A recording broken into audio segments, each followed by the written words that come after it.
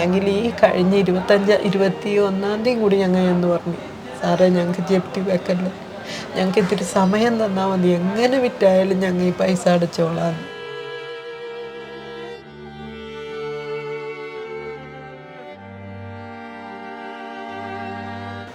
ഇപ്പം പകല് വീട്ടിലിരിക്കാൻ പേടിയാണ്.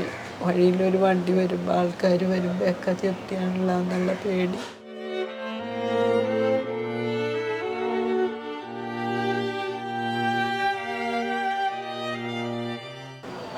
ആ പറമ്പിലൊരു വണ്ടി വരുമ്പോൾ ആദ്യം അറിഞ്ഞ് എനിക്ക് കൈ വീപ്പിയാണ്. എല്ലാം കൂടി ആലോചിച്ചിട്ട് എന്തുമില്ല.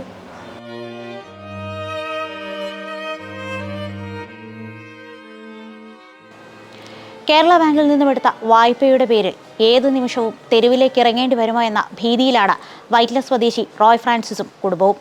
വ്യാപാരത്തിന് വേണ്ടിയെടുത്ത വായ്പയാണ് വലിയ തീരാബാധ്യതയായി ഈ കുടുംബത്തിന് മാറിയിരിക്കുന്നത്.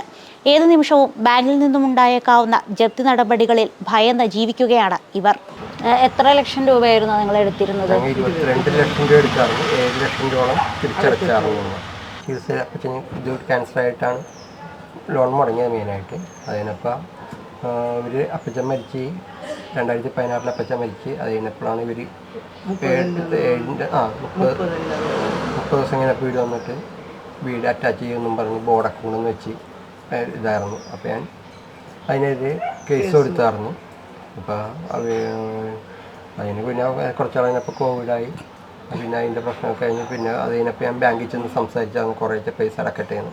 അവരറിഞ്ഞ് മുടക്കുള്ളത് മുഴുവനും തീർത്തിട്ട് ബാക്കി നിങ്ങൾക്ക് അടക്കാമെന്ന് പറഞ്ഞു. അങ്ങനെ മുഴുവനും തീർക്കാണ്ട് 5-8 ലക്ഷം രൂപേൻ്റെ അടുത്ത് ഒറ്റയടിക്ക് എടുക്കാനുണ്ടാവില്ല, പറഞ്ഞടക്കാൻ പറ്റില്ലെന്ന് പറഞ്ഞു അവർ, അപ്പുറത്തെ മാനേജർ. അത് കഴിഞ്ഞ് അവരിപ്പോൾ അവർക്ക് വിധിയായി, നമുക്കെതിരെ വിധിയായിരുന്നു ജപ്തി ചെയ്യാമെന്നുള്ള ഇതിൽ. അപ്പോൾ അവർ കഴിഞ്ഞ മുമ്പത്തെ വെള്ളിയാഴ്ച വന്നിട്ടും പറഞ്ഞ് അടുത്ത വെള്ളിയാഴ്ച ജപ്തിയാണ് 28-ാം തീയതി ഇറക്കി വിടുമെന്നും പറഞ്ഞ്. എല്ലാവരും പോയി കണ്ട് മന്ത്രിക്ക് കത്തൊക്കെ അയച്ചിട്ടുണ്ട്. MLA പോയി കണ്ട് എല്ലാവരും ഞങ്ങൾ പോയി കാണുന്നുണ്ട് വിളിച്ച്. അപ്പോൾ ഇന്നലെ വിളിച്ചിട്ടും പറഞ്ഞ് ഈ 31-ാം തീയതിക്ക് മുമ്പ്, ഇന്നലെ 29-ാം തീയതിക്ക് മുമ്പ് 31,25,000 രൂപ അടച്ചില്ലെങ്കിൽ ഇളവൊന്നും തരില്ല. ഇനി 53 ലക്ഷം രൂപ അടക്കണമെന്ന് അവർ പറയണം.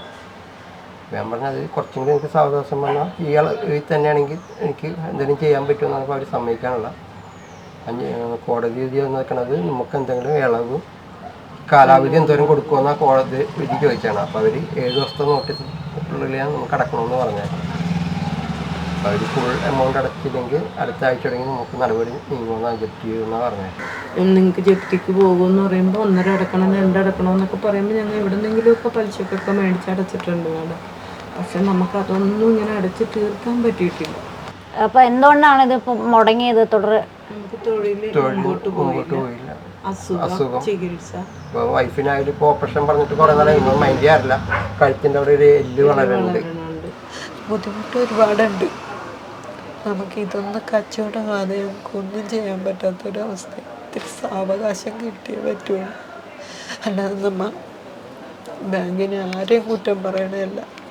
ഈ ബാങ്കിൽ നമ്മൾ ഇടയ്ക്കിടയ്ക്ക് 1.5 ലക്ഷം 2 ലക്ഷം ഒക്കെ അടച്ചേക്കണം. അവരോട് ഇവരോടൊക്കെ പലിശ മേടിച്ചാൽ അതാണ് 65 ലക്ഷം രൂപ വില പറഞ്ഞത് ഈ സ്ഥലത്തിന്. ഒരുപാട് പേര് ആദ്യമൊക്കെ വന്നത് അങ്ങനെയായിരുന്നു.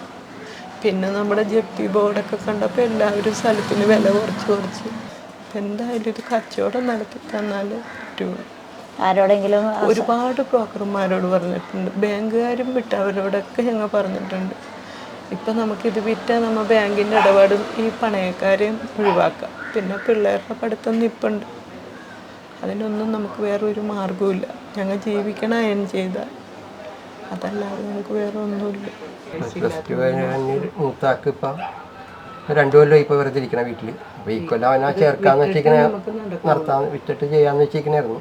ഇളയാൾ ആനിമേഷൻ പുള്ളി തന്നെ തിരഞ്ഞെടുത്തൊരു ഇതാണ്. പുള്ളി നല്ലോണം വരയ്ക്കുകയൊക്കെ ചെയ്യാറുണ്ട്. പുള്ളിയുടെ ഇൻട്രസ്റ്റിൽ പുള്ളി തന്നെ അറിഞ്ഞിട്ടപ്പോൾ 10,75,000 കൊടുത്ത് അവനെ ചേർത്തായിരുന്നു. പക്ഷേ ഇത്രയും പെട്ടെന്ന് ഒരു കൊല്ലം കഴിഞ്ഞിട്ട് ലാപ്ടോപ്പ് മതിയെന്നാണ് പറഞ്ഞു വെച്ചാൽ. പക്ഷേ ഇപ്പോൾ 6 മാസമായപ്പോൾ തന്നെ അവർ ലാപ്ടോപ്പിൽ ക്ലാസ് തുടങ്ങി. പെട്ടെന്ന് എടുത്തത് വീണാണ്.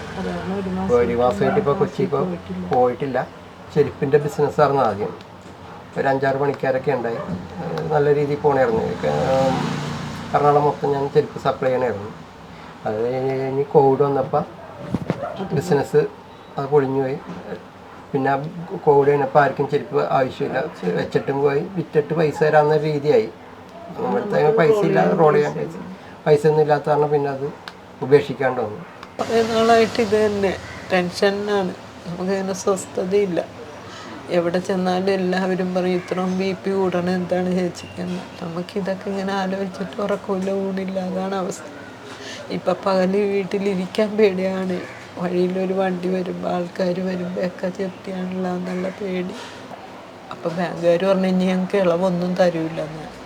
ഇന്നലെ ഞങ്ങൾ വിളിച്ചു പറഞ്ഞു ഇത്തിരി സാവകാശം തന്നാൽ മതി മേഡം, ഞങ്ങൾക്ക് വേറെ ഒരു മാർഗവുമില്ല, അതുകൊണ്ടാണ്. അപ്പോഴും ഒരു പറഞ്ഞ സാവകാശം തന്നത് തീർന്ന്, ഇനി ജപ്തി ചെയ്യും. ഞങ്ങൾ എവിടെ പോകാനാണ്? 2 മക്കളായിട്ട് ഞങ്ങൾ പെരുവഴിയില്ല, വേറെ ഒരു മാർഗം ഞങ്ങൾ കാണണില്ല. അല്പം സാവകാശം, അത് മാത്രമാണ് അധികൃതരോട് ഇവർ ആവശ്യപ്പെടുന്നത്. സമയം ലഭിച്ചാൽ എങ്ങനെയെങ്കിലും വായ്പ മുഴുവനായി അടച്ചു തീർക്കുമെന്നും ഇവർ ഉറപ്പു നൽകുന്നു. സംരംഭക വർഷം ആഘോഷമാക്കിയ നമ്മുടെ കേരളത്തിലാണ് സംരംഭത്തിനായി വായ്പയെടുത്തതിൻ്റെ പേരിൽ തെരുവിലേക്ക് ഇറങ്ങേണ്ടി വരുന്ന അവസ്ഥ ഉണ്ടാകുന്നതും. Cameraman Ashwin P. വിജുവിനൊപ്പം Sreejatha Vijayan, brave India news.